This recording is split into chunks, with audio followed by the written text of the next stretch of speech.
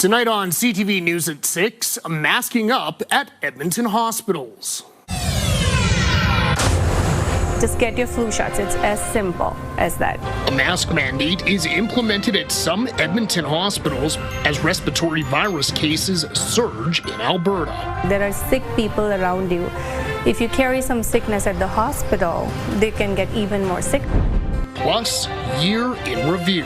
Well, I would say that the biggest win was that we got rid of the emissions cap, and the biggest win was that we got rid of the clean electricity regs. That's what people are going to see an immediate impact on. Premier Danielle Smith chats with us about pipelines and separation. Let's be frank, the separatist sentiment probably rose as high as 37% after the election. And fresh and funky fashion finds. I held their phones while I FaceTime everybody and while they're doing their fashion show. A vintage collector offers Edmontonians styled ski wear from decades gone by. Some heavy snow on the way for tomorrow. We'll give you a timeline and tell you how much to expect.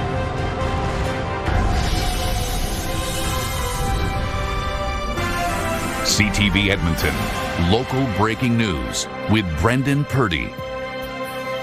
Good evening and thank you for joining us. People heading to emergency rooms at 4 Edmonton hospitals will need to mask up before they enter.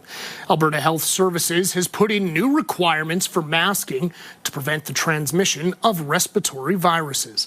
As CTV's Evan Kenny reports, nearly 6,000 cases have been reported this flu season, with more than 2,300 coming in 1 week.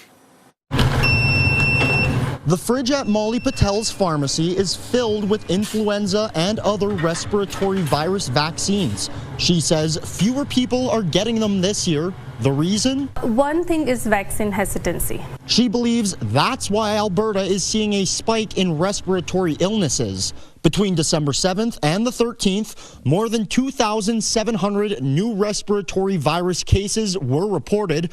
More than 80% of those were the flu.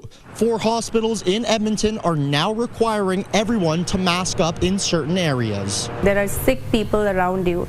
If you carry some sickness at the hospital, they can get even more sicker. You don't know. Or same thing, vice versa. AHS says patients and visitors must wear masks in acute care facilities, emergency departments, urgent care centers, and advanced ambulatory care centers at the University, the Stollery, the Royal Alex, and the Glenrose hospitals. If somebody has a coughing bout and their mucus is sticking somewhere, mask can prevent that kind of small aerosols that can arise from you coughing or sneezing when you're outside. With people gathering for the holidays, Patel says viruses can easily spread.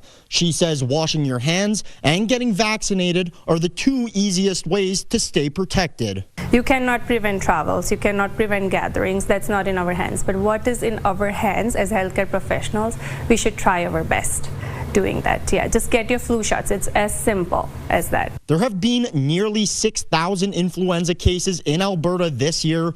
More than 1,500 of those have been in Edmonton. Evan Kenny, CTV News, Edmonton. Alberta's chief electoral officer has approved 3 more recall petition applications.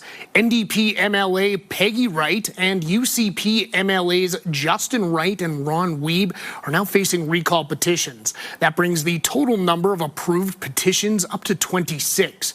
2 are for NDP MLAs, while the rest are UCP MLAs, including the Premier. Alberta's chief electoral office says verifying each petition costs more than $300,000.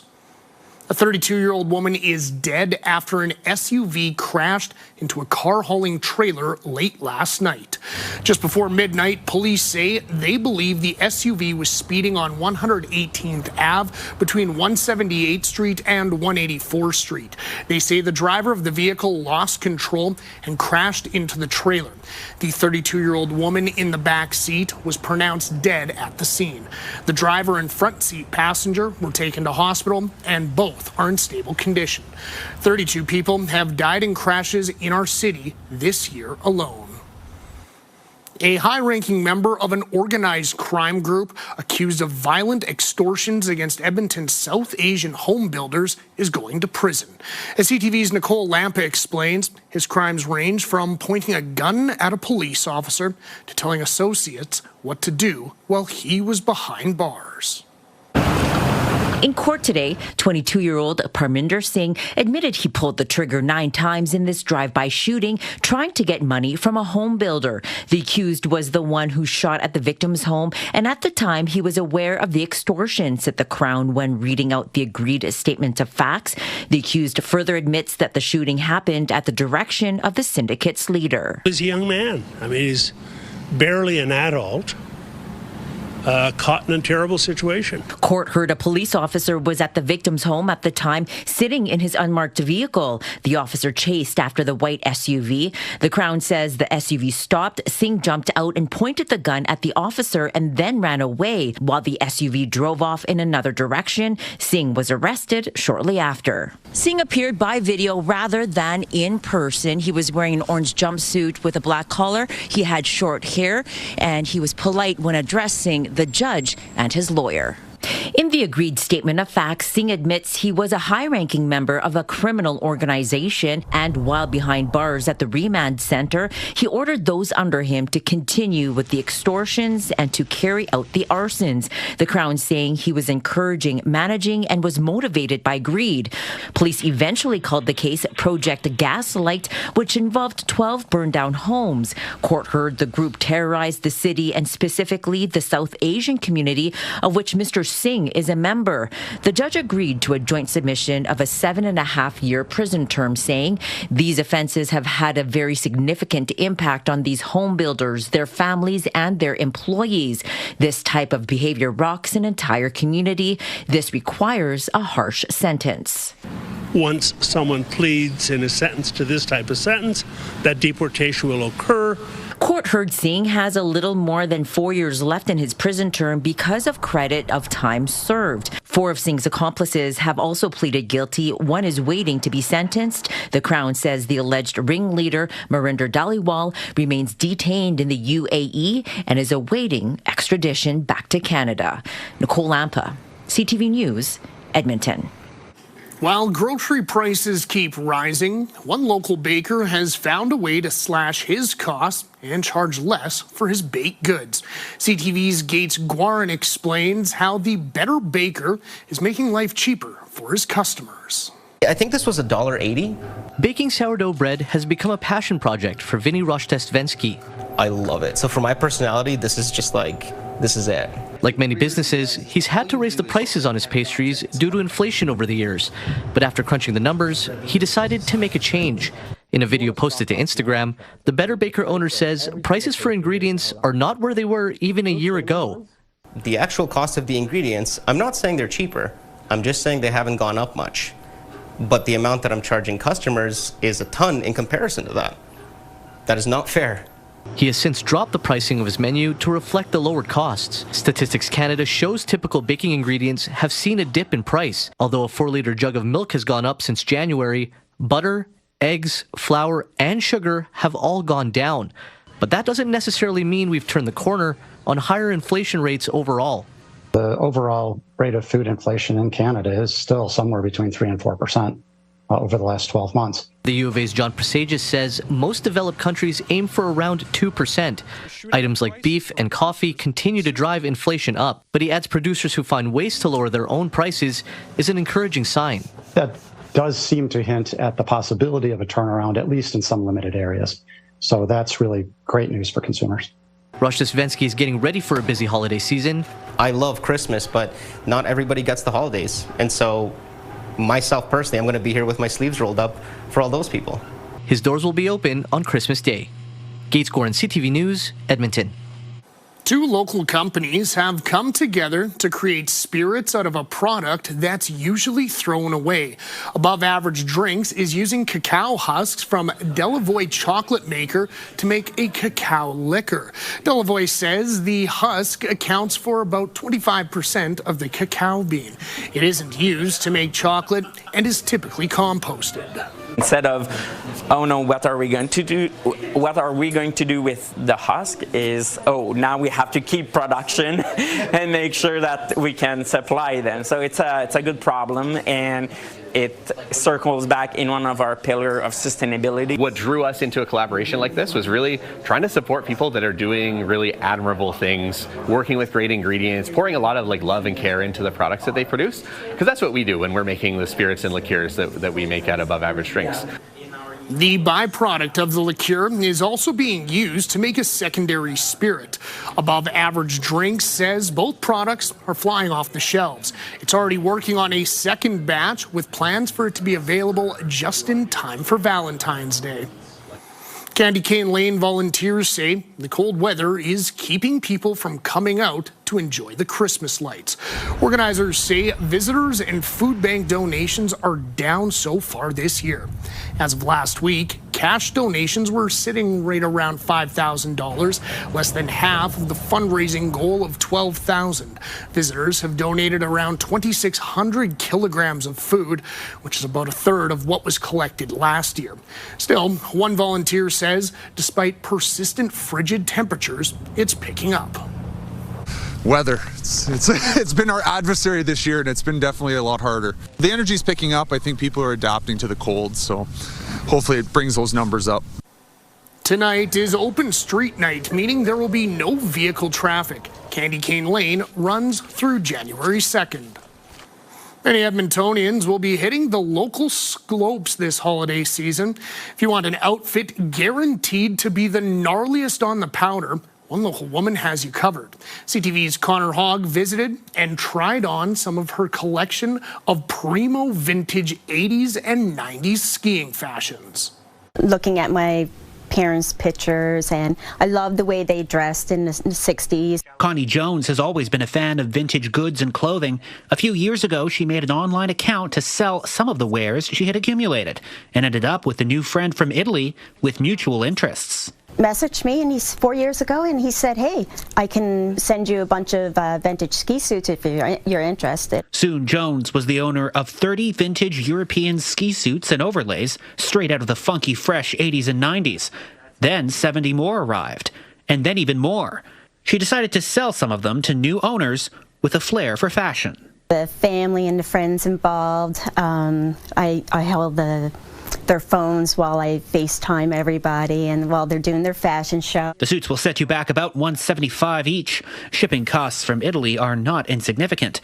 Despite that, Jones has found a lot of interest in her sick duds. They see my ad on Marketplace, they come in here, they buy something, and then they're like, I'm going to tell my friends and family, and then it just spirals from there. She does recommend trying them on before buying.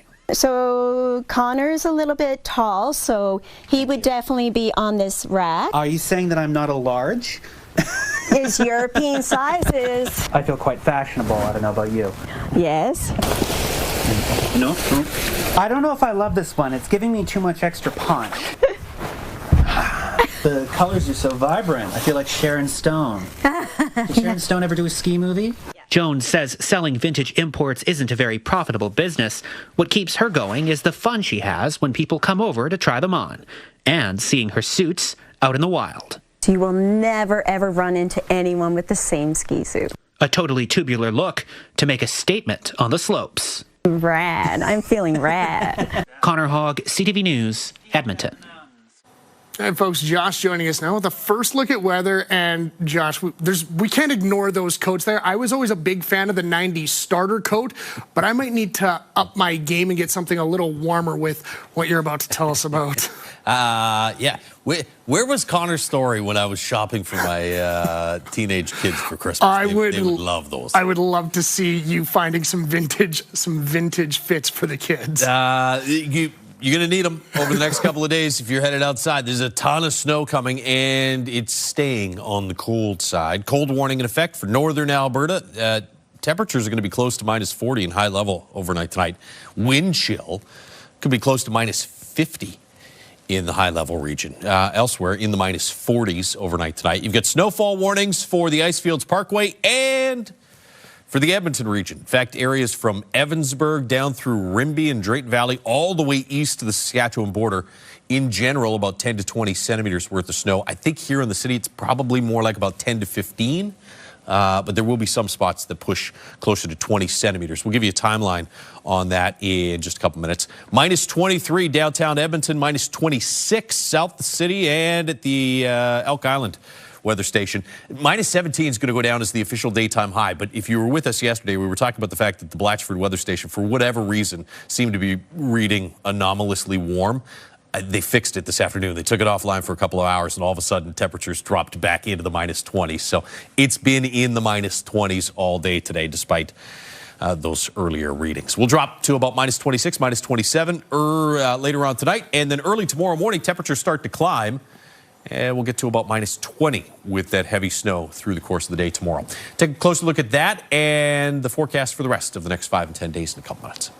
Thank you for that, Josh. After the break, a year-end interview with Alberta's Premier, discussing everything from a potential pipeline project to separatist sentiment. I think it's my job to demonstrate that Canada can work again, but there's some proving that needs to be done by Canada.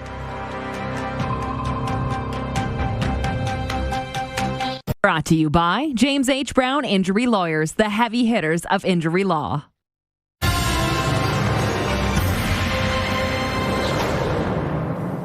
Welcome back. The Alberta government's fall session wrapped up with some landmark legislation. Heated battles with teachers, unions, and LGBTQ activists and movement from Ottawa on a new pipeline. CTV's Tara Nelson sat down with the Premier to chat about the year that was.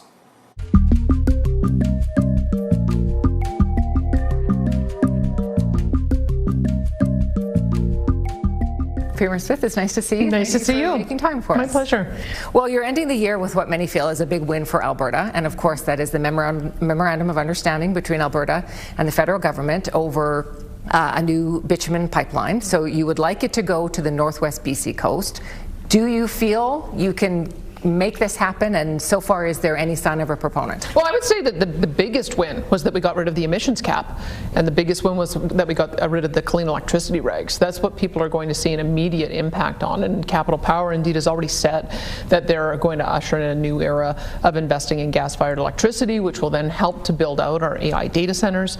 We already have a number of pipeline proponents, Enbridge, the Trans Mountain Pipeline, South Bow talking about doing open seasons to expand their pipeline capacity, and yes, also having the bitumen pipeline to the northwest BC coast coupled with the Pathways project for decarbonization. That'll take a little bit longer, and we have indicated by July of next year we hope to have that submitted to the Major Projects Office, and we hope to be able to see an approval within the time frame that they've talked about, being 2 years, but we still have a little bit of work to do on that.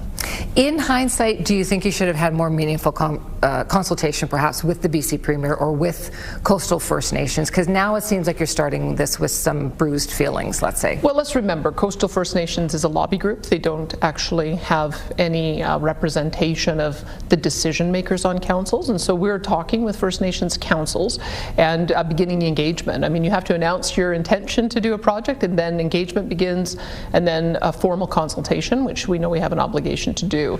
So I would say that there's still lots of runway and lots of time to do that. My Minister of Indigenous Relations has been to BC several times.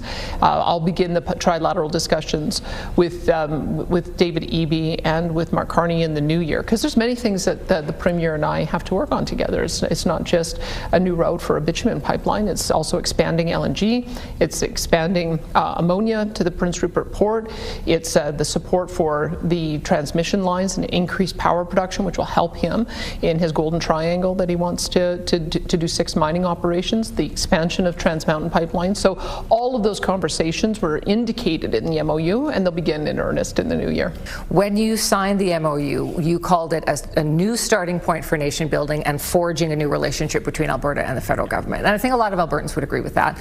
But I'm not sure that some of your most ardent supporters would agree with that. UCP members booed that notion at your AGM, and the UCP president, Rob Smith, told CTV Calgary that more than half of the members of the UCP support an independent Alberta. So is the UCP now a separatist party? Well, no. I would say that most of our members likely support what I do, which is a sovereign Alberta within a united Canada. But let's be frank, the separatist sentiment probably rose as high as 37% after the election because of the frustration that Albertans have had with how they've been treated for the past 10 years. And I think it's my job to demonstrate that Canada can work again. But there's some proving that needs to be done by Canada. And that's why I'll be asking for the Prime Minister to live up to his commitments. I intend to live up to our commitments. And slowly but surely, I think as the MOU gets implemented, as projects get announced, I think that will build confidence again. So do you think you can keep the United Conservative Party united? It all very much depends on the Liberal Party and Mark Carney. I think we've started in a good way. I think that he's demonstrated far more interest in accommodating the serious concerns that Albertans have than his predecessor. But it's going to be action, not talk. I think we've heard a lot of talk for a lot of years. We've had a lot of damage done to our economy in the last 10 years, and we've got some work to do. But I'm prepared to do that work. More than 400,000 Albertans signed a petition saying that they want Alberta to remain in Canada. That's an enormous response. Most polling shows that even those who have grievances with Ottawa want Alberta to remain in Canada. You yourself have said you want Alberta to remain in Canada. Did you sign the petition? No, I didn't want to vote because remember, when you put a question like that to the people, they can always say no, and there's serious consequences of no. I think that perhaps the Forever Canada people, in their earnest, didn't realize what they were doing. My goal was to try to prevent a vote from, or try to convince people a vote was unnecessary. And so now we're in a bit of a bind because I think finally the proponents have realized that if it goes to a referendum, the no side could well win, which is why they've now told us they don't want it to go to a vote. So we're going to put that to a committee, and we're going to figure out what to do with it. And I am hopeful that over the coming months and weeks that once again we'll be able to prove out that the changes that we're making at the federal level with the relationship with Canada are going to work and to gain that confidence. But just this month, a judge ruled that the potential citizens initiative launched by the separatist group contravened the Alberta Citizens Initiative Act. So your government is changing that so that they can have a petition, can ask if people agree that Alberta should be a sovereign country and cease to be a province of Canada. So the criticism now is that you have interfered mid-ruling in these judicial proceedings just so that a separatist group can get its petition going. You're making it easier for them. Well, I think the Forever Canada people made it easy for the separatists, and I think that if the separatists do want to get their own petition and demonstrate that there's support, they should do the work themselves. So that's one part of it. The other part is the citizens-initiated referenda is meant to be permissive. It's not meant to have gatekeepers. It's not meant to have a justice minister be a gatekeeper or a chief electoral officer be a gatekeeper or a court be a gatekeeper. It is the job of government, when the will of the people is expressed through a referendum and it is passed, it's the job of us to make sure it's implemented in a constitutional way. What we were unhappy with is seeing that there were barriers being put up to citizens being able to express that, and so now those barriers are removed, and I guess we'll see whether they're able to get the same number of signatures. Could we see both of these questions be put to a referendum? Potentially. Join us for the second half of Tara's conversation with the Premier, where she'll ask about recall petitions, the notwithstanding clause, and moves towards private health care tomorrow evening. Coming up next, remembering an iconic Canadian children's entertainer. Hello. It's good to be with you today. The family of Paul Hann give us a look back at his life and impact, including right here in the CTV studio. Partly cloudy skies outside in Edmonton right now. We'll see that cloud cover increase overnight tonight, and the snow should start mid to late morning tomorrow. Lots of it on the way by the end of the day. Full forecast next. Programming brought to you by Century Casino. 3 great locations: Edmonton, St. Albert, and Century Mile. Programming brought to you by James H. Brown Injury Lawyers, the heavy hitters of injury law.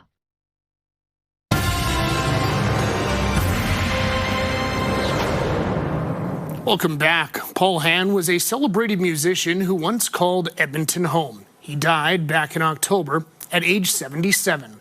Juno nominated for his blend of folk, country, and children's music. Hann was also the host of a popular kids program on our station. CTV's Jeff Hastings reports. Hello, it's good to be with you today. Hello. If you were a kid in Edmonton in the 80s, there's a good chance you remember this song from Saturday mornings. I hope that you will sing along with me. Paul Hann and Friends was recorded in a CTV Edmonton studio. The audience, kids, bust in from local schools for hundreds of shows. The bears tied tucks and the geese and ducks are dressed in navy blue. I remember going to visit the studio while he was filming and just having almost butterflies because I was so excited that this was my dad and that all these people were just so engaged and enjoying themselves so much. Hann arrived to Alberta from England in the late 1960s, looking for work in the oil patch or as a lumberjack. Instead, he worked at the old Woolworths department store downtown before plunging into a career in music. Hann described his sound as a mix of folk, rock, and country. This was a very important album for us at the time. Holger Peterson founded the famed Stony Plain Records. Before the label released music from artists like Ian Tyson, Spirit of the West, and Corb Lund, he signed his friend, Paul Hann. This is Paul's Fine White Thread album. That 1973 record, the first of hundreds released by Stony Plain over the past 50 years, landed Hann a Juno nomination for Most Promising Male Artist. I think his goals weren't to be a children's entertainer to begin with, but he just had that wonderful, engaging personality and treated kids with respect and loved being around kids and was very genuine around kids. Wearing the furs this evening. Hann's children's music and nationally aired TV show arrived in the early 80s. Snyder the spider lived down by the creek, came into town every day of the week. His album Snyder the Spider was Juno nominated in 1985. Hann wasn't a traditional children's entertainer. He said he didn't want to tell kids how to behave. Yeah, no, he wanted to see them on his level and sing about fun things like animals and, trips to the zoo and moments with your parents and funny, silly little things like bananas not having any bones. So how can you love someone? Hann left Edmonton for the West Coast, but often returned. His heart and was always with Edmonton over the years. I know that he was very grateful for everything that Edmonton did for him in his career. It's where he got his start. It's where he got his TV show. It's where his kids were born. It's where he found his wife, all those things. So I know that he held Edmonton dear in his heart. It's time for me to say goodbye. I'd like to thank you all for stopping by. Jeff Hastings, CTV News, Edmonton. All right, Josh, time for a look at the weather. And cold. Yes, cold and kind of a nice change today. Not a daytime high of minus 16. Yeah, only real weather nerds will get that. Been minus 16 for daytime highs for like the last 5 days, but the thermometer at the Blatchford weather station was acting up. Minus 23 right now as you look through the Action Furnace, River Valley Skycam Action Furnace. Fixed rider, it's free. Minus 20, minus 21 looked like it was, at least for the backyard stations, about as warm as it got today. We'll be in the same range tomorrow. Minus 28 Fort McMurray. It's minus 30 right now in high level. Minus 20 to the south in Red Deer. Thankfully, for most of the province right now, the wind is pretty light, about 5 to 10 kilometers per hour. You see a lot of fours here, Slave Lake, Edmonton, Red Deer. It is a little stronger in east central Alberta, and that part of the province, again, tomorrow, especially through the afternoon hours, we'll see some gusty conditions. So for most areas within this snowfall warning zone, you're going to see about 10 to 20 centimeters of snow, and blowing snow should not be a problem if you have plans to be on highways. If you're in east central Alberta, though, blowing snow to go along with some significant accumulation will be an issue, especially later in the day tomorrow. Outside of that snowfall warning, you also have in the gray zones here off to the northwest and the southeast, a not quite snowfall warning. It's a special weather statement. You're going to see some significant snow as well, about 5 to 10 centimeters worth of snow, just not quite snowfall warning criteria. There's the system way off to the southwest. So this is not coming through tonight. This will roll through, it'll start early in the morning in the south here in the Edmonton area. By late morning, we get some snow, and you can see this model. This has about 15 centimeters in Edmonton, with closer to 5 for Red Deer Coronation, about 5 to 10 potentially in through the Peace Country. And there, I think this is your best chance off to the north and northeast of Edmonton to see closer to 20 centimeters of snow by the time this is all said and done with. So again, 5, 6 a.m., that snows into Calgary. By 8 a.m., pushing into Red Deer. And then by about somewhere between 10 a.m. and noon, it rolls into the Edmonton area. Heaviest of the snowfall, though, looks like it's going to be through the afternoon hours and into the early evening. And you can see this is a pretty broad band of snow stretching west to east right across the province. And not only will almost all of the QE2 be affected by some heavier snow at some point in the day, but everywhere along Highway 16 will have some snow for much of the day, especially through the last half of the day for areas east of Edmonton. This is 9 p.m., still snowing in Edmonton. It's not until about 10 or 11 o'clock this snow finally comes to an end here in the city, although it's still coming down off to the north. There's a slight chance of a few flurries Christmas Day morning, but I think for most of the day, Christmas Day, just a mix of sun and cloud. Another cold one as well. Minus 26, minus 27 range later on tonight with no wind. Minus 24 tomorrow morning on our way to a high of minus 20 with anywhere between 5 and 15 centimeters. I think 10 to 15 is the best bet. More snow on the way starting late Thursday night and carrying through Friday. That could be another 5 to 10 centimeters of snow. So we're going to put a bunch of snow on the ground before things start to warm up. But they will eventually warm up. Looks like by Sunday, we're back close to average, somewhere in the minus 4 range. And for a couple of days early next week, around or above 0. Then it gets cold again for New Year's Eve. All right, thanks for that, Josh. Coming up, rising tensions between the U.S. and Venezuela. Venezuela has some of the largest oil reserves in the world. That conflict could impact Canada's oil industry and influence future energy projects.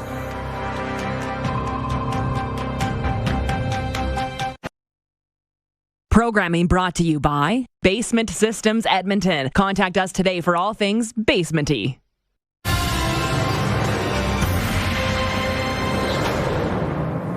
Growing tensions between the U.S. and Venezuela over access to oil resources could have an impact on Canada's energy market.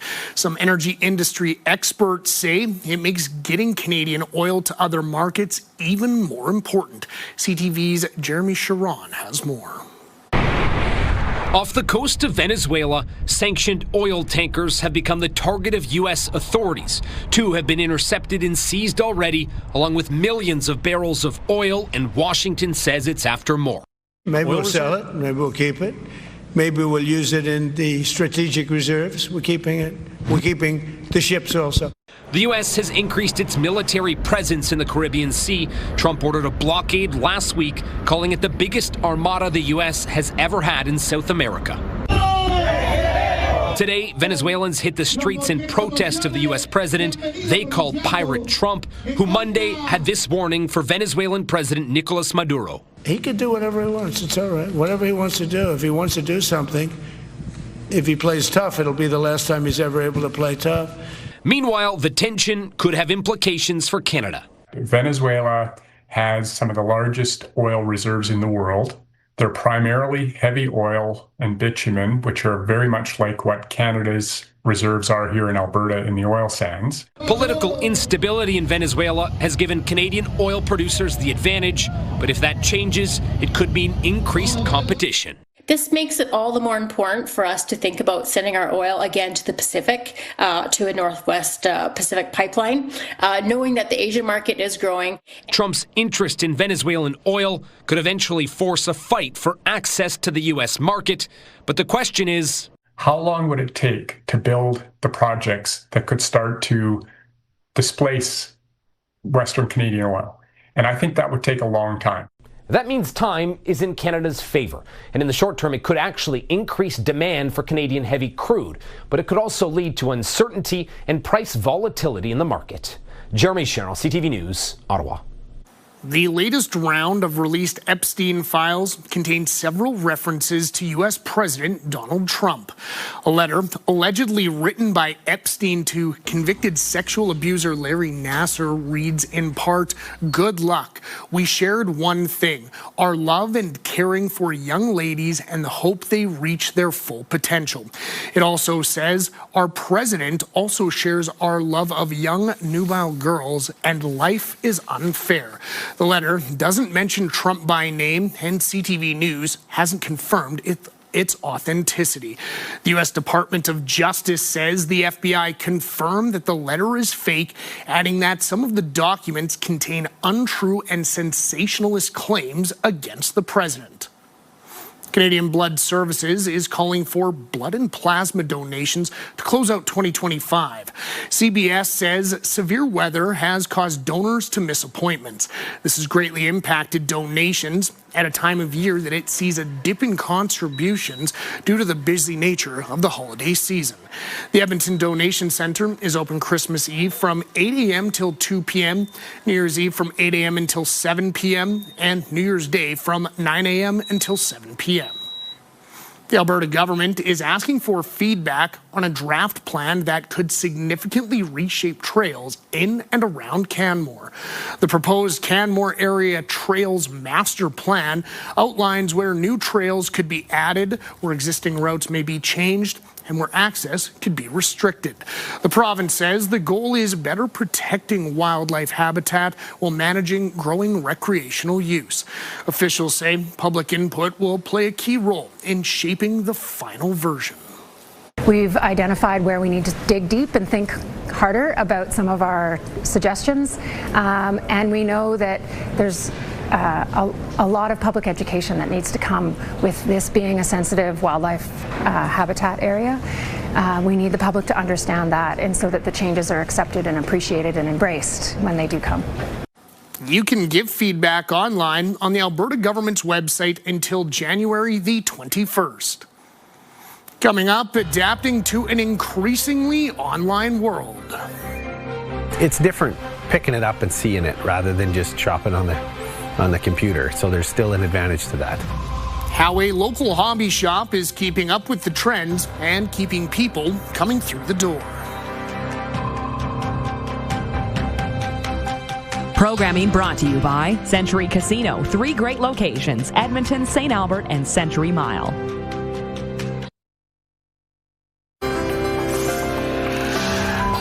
All right, time now to take a look at today's markets. The Canadian dollar traded for just under 73 cents to the American dollar. Oil was up 37 cents, closing the day at $58.38 US a barrel. Gold gained around $36 today, while the TSX gained 58 points. The Dow Jones gained 79. The Salvation Army is pleading with the public to help meet its goal for its Christmas Kettle campaign. Donations are down and the campaign wraps up tomorrow. The organization says the funds go towards Christmas and year-round programs which could be at risk without enough donations. More than 3 million visits were made to the Salvation Army across the country last year. With many Canadians choosing to shop online, brick-and-mortar stores have been forced to adapt. CTV's Gates Guarn spoke with an Edmonton hobby and toy store that's finding the best of both worlds.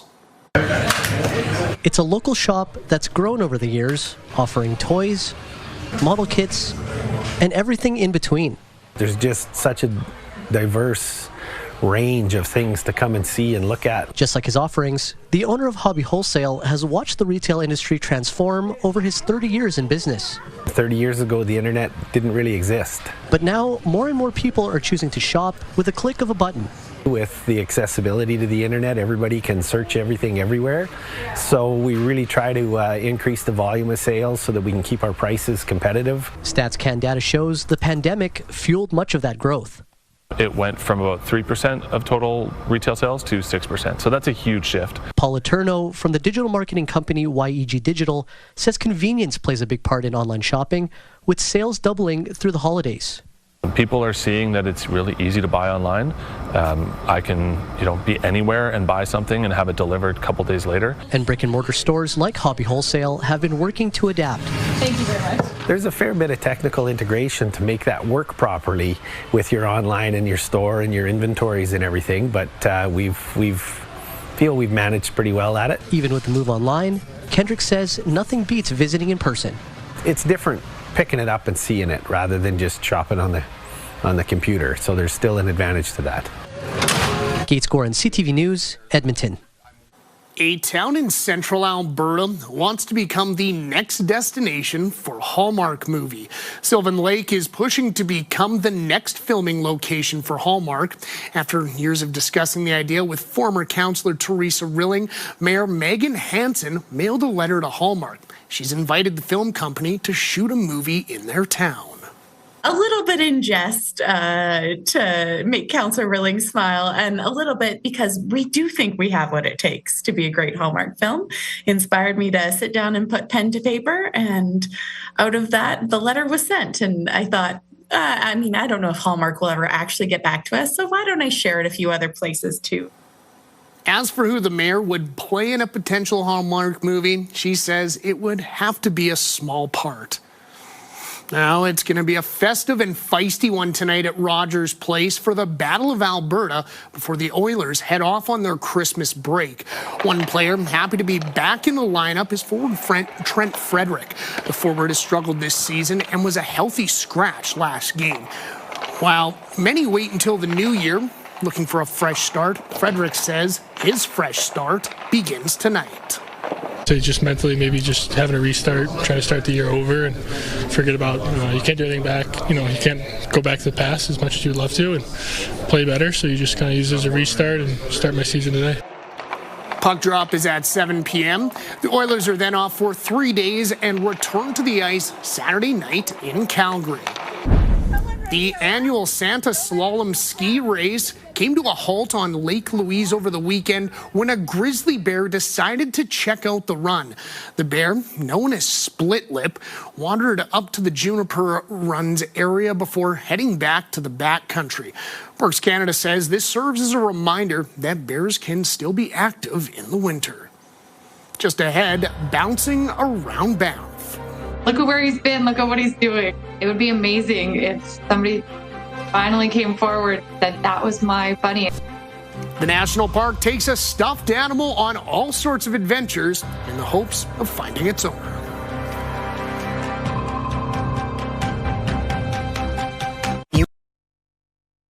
Programming brought to you by Southview Acura. Experience the elegance of the all-new Acura ADX.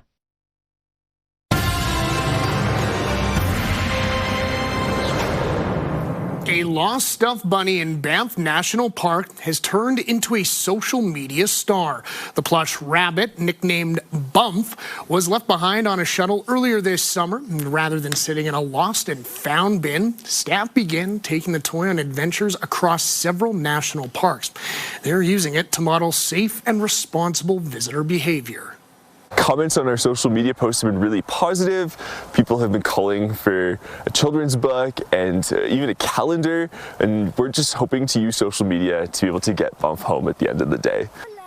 Parks Canada says while the campaign has generated hundreds of thousands of views, no one has come forward yet to claim the toy. My kid in Jasper lost the stuffy once.